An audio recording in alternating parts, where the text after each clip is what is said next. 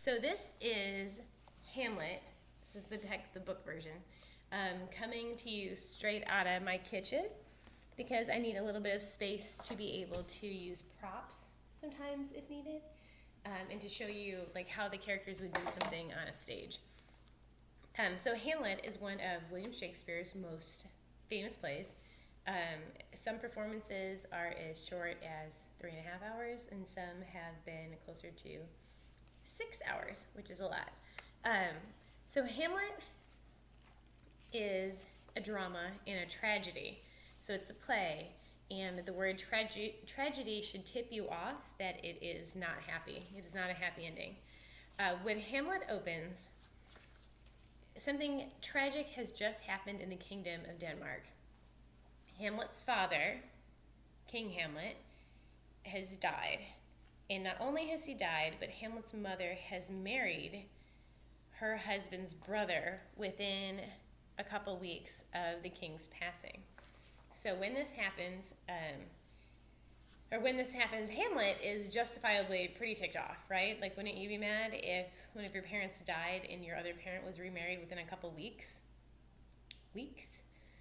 It hasn't been very long.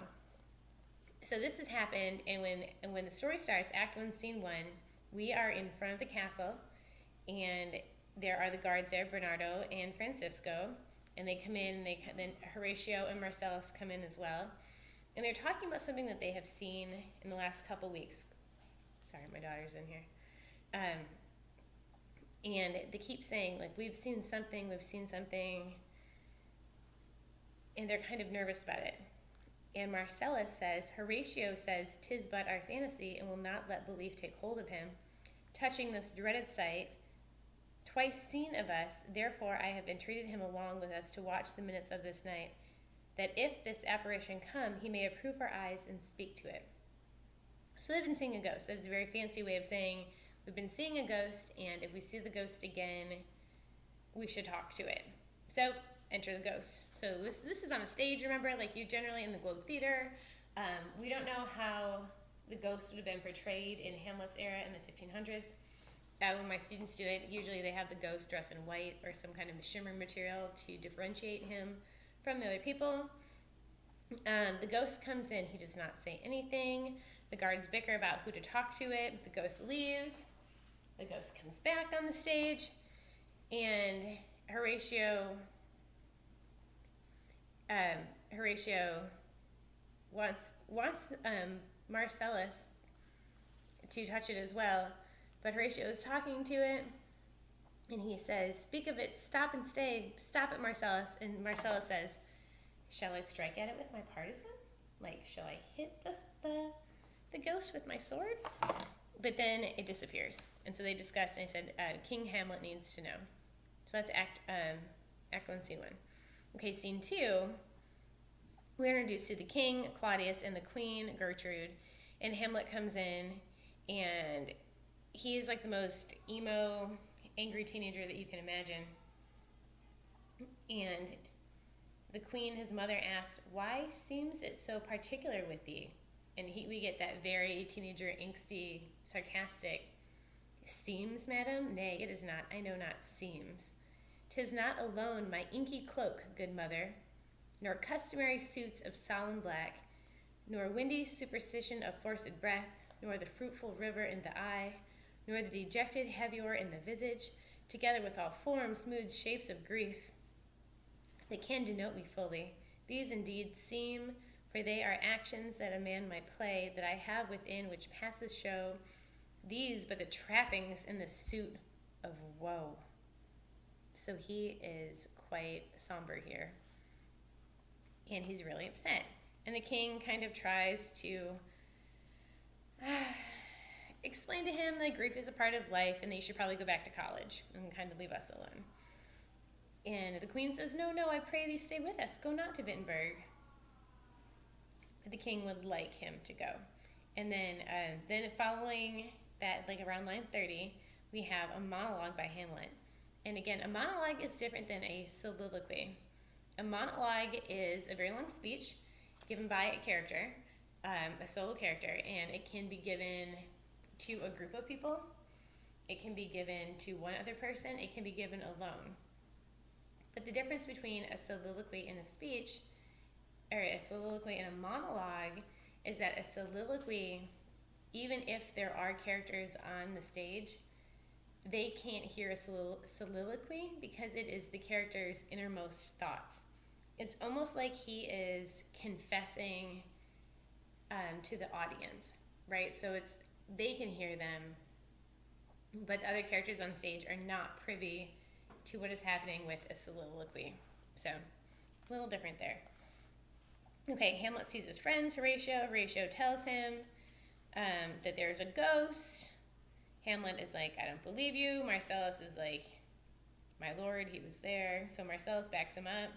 They make a plan to go to find the ghost. That's Act 1, Scene 2. Act 1, Scene 3, we meet Laertes and Ophelia for the first time. Ophelia is Hamlet's girlfriend-ish, and Laertes is her brother. And Laertes is not a fan of Hamlet, and he warns Ophelia basically not to give away her flower to Hamlet, right? Like, don't be seduced by him. If he hasn't offered you marriage, don't put out in any way, shape, or form. And he's giving her this whole speech, this monologue, about her virtue, about virtue in general. And Ophelia kind of says, like, yes, I'm listening to this, but at the same point, she compares him to an ingracious pastor who show the steep and thorny way to heaven, whiles like a puffed and reckless libertine, himself the primrose path of dalliance treads, and reeks not his own reed. Basically, she says, do you practice what you preach? And then Polonius comes in, and Polonius is Ophelia and Laertes' father, who is kind of on board with Laertes.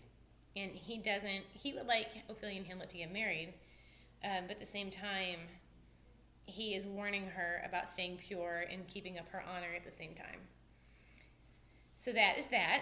Ophelia agrees to obey. Then we jump to Act 1, Scene 4.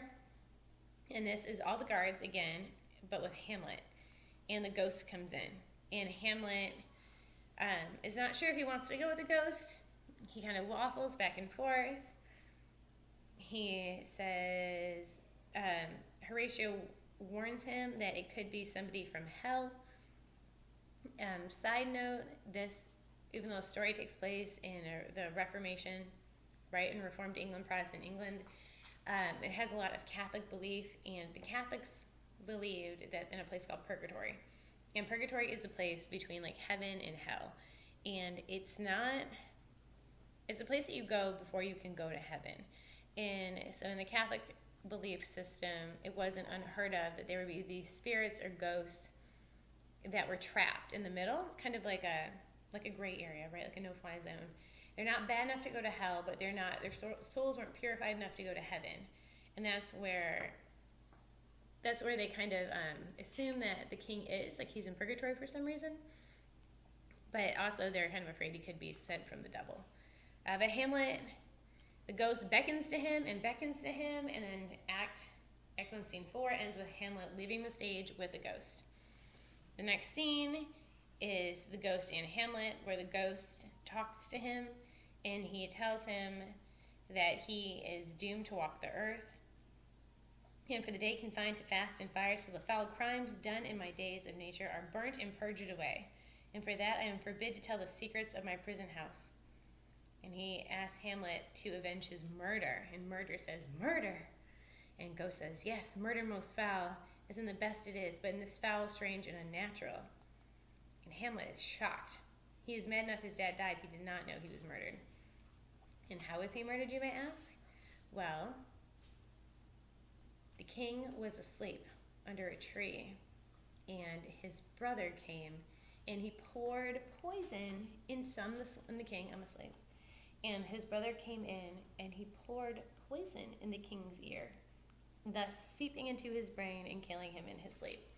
And this is part of the reason that the king is in purgatory, because he didn't have a chance to confess his sins and call a priest and go to church or do whatever he had to do to purify his soul. He died without a confession. He died without the Holy Sacrament, so he is in purgatory. And the ghost before he lets Hamlet go, he makes him swear to avenge his death. And then even after the ghost exits the stage, Hamlet is there with Horatio and Marcellus, and the ghost is still calling from the ends of the stage, swear, swear you'll avenge me. So Hamlet is like, yes, I will. But in order to do this, I will put on an antic disposition. This means he is going to act out of control and kind of crazy, like manic.